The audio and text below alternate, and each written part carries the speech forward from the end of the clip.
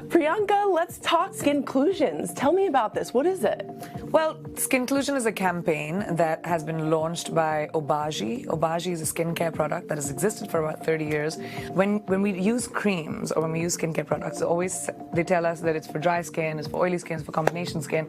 But nobody ever talks about how different skin tones react to the sun or environment, right?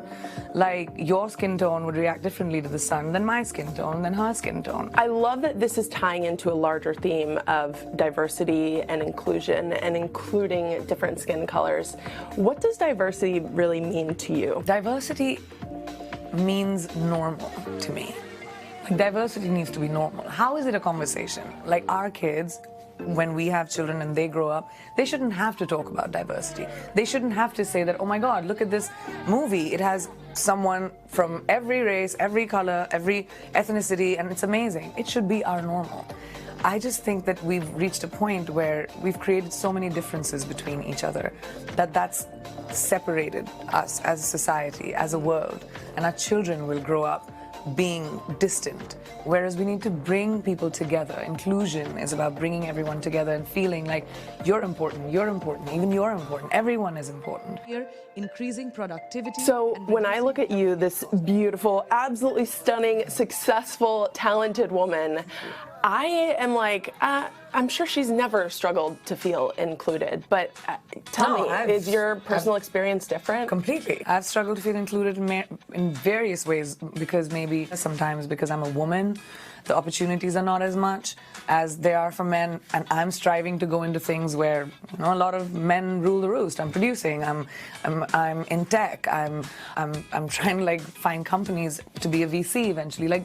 And I've always had that wall or a barrier that I've had to break down, and I love doing it. It's my favorite thing. Yeah.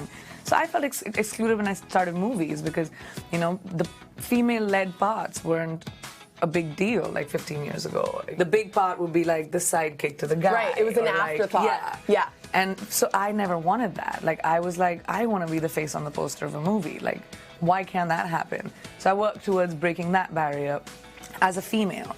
Then when I was in high school in the US, I was very different because I was Indian. I don't think people understood what that meant. It was just that you're different, you smell different, you eat different food, you talk different, like you're different. And I grew up with not feeling included. And then I wanted to make sure that that's not something that happens in my narrative anymore. What is your hope for, I mean, I hear that you're bringing Bumble to India. We did, December last year. We brought it to India. We have about 1 million subscriptions already. 2 million women have made the first move, it was so massively taken. The market like really took to it. It was awesome to see. I feel like women in India are at a precipice right now where they want to take their futures in their own hands. And I love the accessibility and the power that gave women in India. So the cool thing about diversity and inclusion is that it just continues, right? For our generation and the next generation after that. Like I said, the next generation shouldn't have to worry about, like, we don't think about voting, right? Right. As women, we go out there and we vote. We think about the women that had to fight for us to be able to do that. That's what I want us to be. I want our generation to make the world so much better for our kids. Hey, NBC News viewers, thanks for checking out our YouTube channel.